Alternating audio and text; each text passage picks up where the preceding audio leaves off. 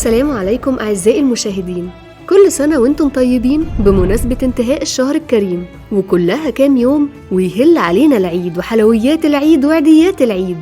وقبل بداية حلقتنا الرابعة والأخيرة من السلسلة، أسرة مدينة الخبراء تتمنى لكم صوما مقبولا، وربنا يتقبل منا ومنكم صالح الأعمال، وتكونوا دايما في خير وسعادة.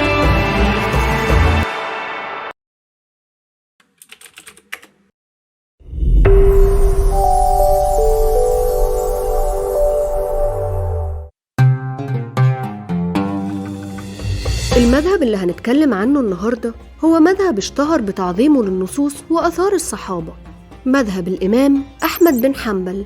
المذهب الحنبلي هو رابع المذاهب المعتبرة عند جمهور المسلمين من حيث النشأة والظهور، وينسب للإمام أحمد بن حنبل الشيباني، وتوفي سنة 241 هجرية، وكان بيتميز بقوة حافظته وسعة علمه الذي لم يرى مثله في زمانه، ويشهد له القاصي والداني.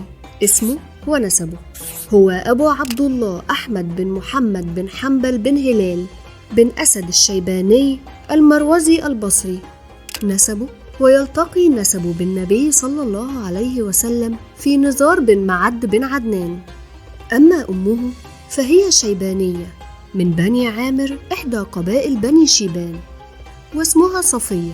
مولده ونشأته: الإمام أحمد بن حنبل هو من بغداد مولد ونشأة وإقامة.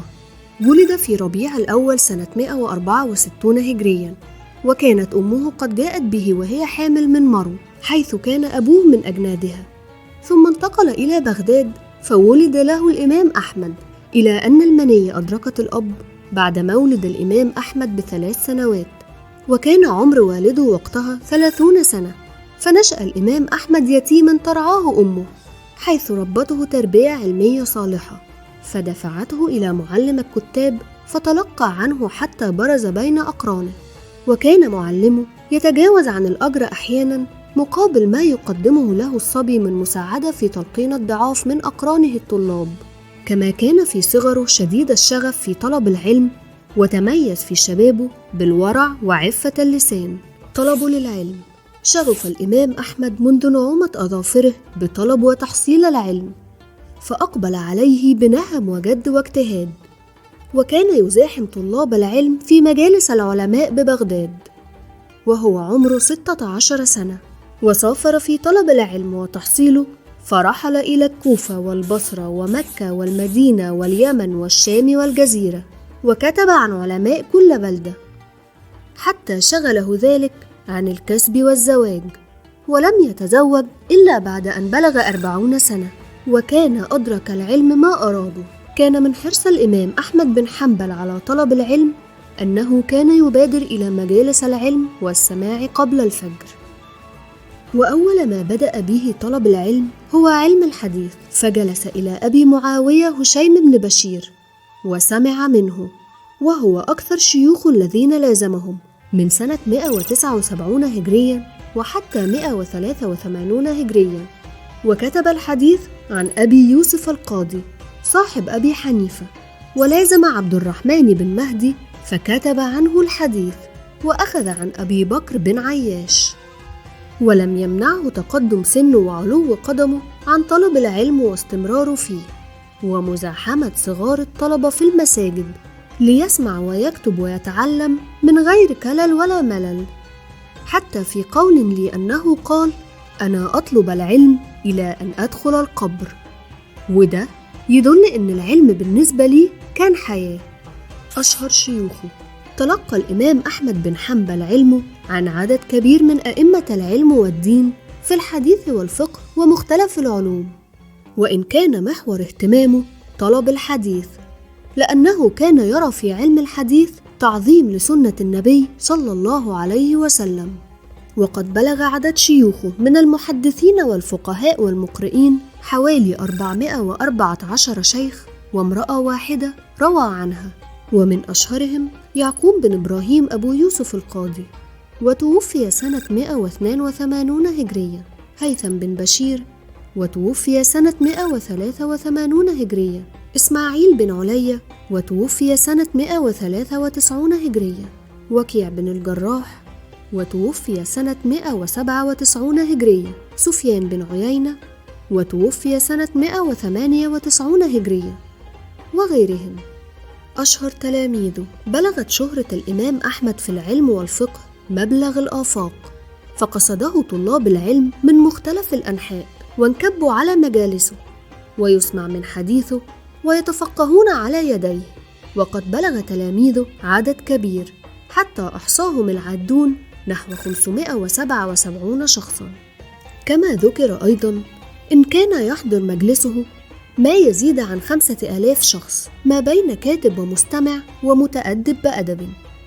ومن أشهر تلامذته عبد الرحمن بن مهدي، وتوفي سنة 198 هجرية. يحيى بن سعيد القطان، وتوفي سنة 198 هجرية.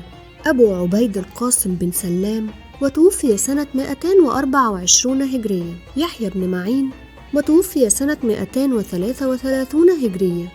إسحاق بن إبراهيم بن راهويه، وتوفي سنة 238 هجرية. محمد بن إسماعيل البخاري، وتوفي سنة 256 هجرية، وغيرهم. علمه وفقهه. كان الإمام أحمد بن حنبل إماماً في الحديث والسنة، حتى اشتهر بعلم الحديث أكثر من أي علم آخر درسه.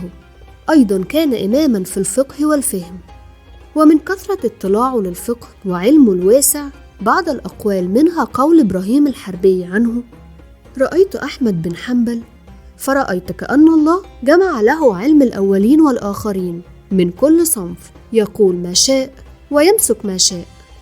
ومن سعة علمه وفقهه أنه كان يسأل عن مذاهب الأئمة والفقهاء فيعرفها معرفة الخبير بها. وقد شهد لفقه الإمام أحمد أئمة الفقه والعلم فوصفوه بالإمامة والفقه، كعبد الرزاق الصنعاني، وأبي عبيد القاسم بن سلام، والشافعي، وأبي حاتم الرازي، وغيرهم. ومن أبرز شيوخه الذي أخذ عنهم الفقه وتأثر بفقههم محمد بن إدريس الشافعي، وإسحاق بن راهويه. أما الشافعي فقد أدرك الإمام أحمد 40 سنة من حياته، وتلمذ على يديه واستفاد من فقهه وعلمه، وذلك حينما كان الشافعي في بغداد، وكان قد جاء إليها مرتين فجلس إليه الإمام أحمد وأخذ عنه.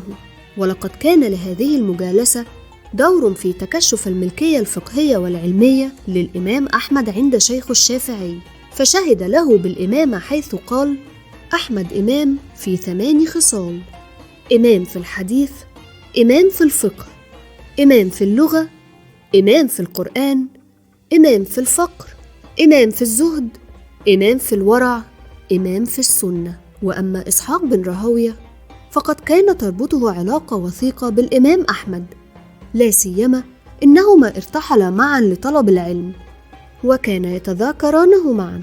وبرغم شدة تأثر الإمام أحمد بالإمامين الشافعي وإسحاق، إلا أنه انفرد بمذهبه واستقل بأصوله التي سار فيها على طريقة فقهاء المحدثين، فكان عند استنباط الحكم الشرعي يسير على النحو الآتي: ينظر في القرآن، ثم في السنة، ثم في أقوال الصحابة وآثارهم. أما القياس عنده فهو تابع لتلك الأصول.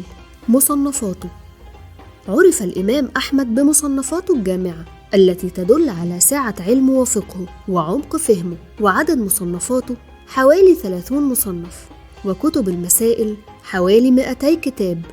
وتنوعت مصنفاته بين مختلف العلوم الشرعية، فكتب في الاعتقاد وعلومه، والحديث وعلومه، والفقه. ومن أشهر هذه المصنفات المسند، وده من أعظم كتبه وأجلها شرفاً، لأنه يحتوي على أحاديث النبي صلى الله عليه وسلم.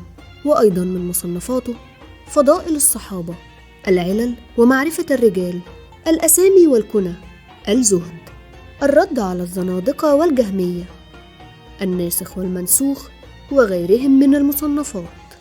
ثناء العلماء عليه: كان الإمام أحمد مثال يحتذى به في العلم الراسخ، والأدب والأخلاق السامية الرفيعة، والأمانة العلمية العالية، حتى غدا قدوة أهل زمانه وحج بين الله وخلقه، فكثر ثناء العلماء عليه. قال الإمام الشافعي عنه: خرجت من بغداد وما خلفت بها أحد أورع ولا أتقى ولا أفقه ولا أعلم من أحمد بن حنبل.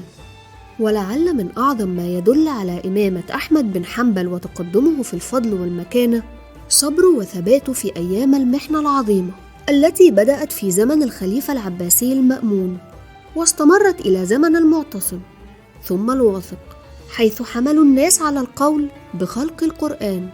وكان الإمام أحمد في هذه المحنة ثابتاً على الحق راسخاً رسوخ الجبال، يأبى أن يغش دينه وأن يبدل معتقده رغم ما لقيه من التعذيب والسجن، فعصم الله به خلقاً كثيرين حتى جاء الفرج من عند الله بتولي المتوكل منصب الخلافة، فرفع الله به الغمة ونصر مذهب أهل السنة. وفاته: توفي الإمام أحمد بن حنبل رحمه الله ببغداد 12 من شهر ربيع الأول سنة 241 هجرية، وكان عمره 77 سنة، ودفن بعد صلاة العصر، وكانت أصابته الحمى قبل وفاته، وكان قد شهد جنازته جمع كبير من الناس لم يرى مثله، فرحم الله الإمام أحمد رحمة واسعة وأسكنه الفردوس الأعلى من الجنة.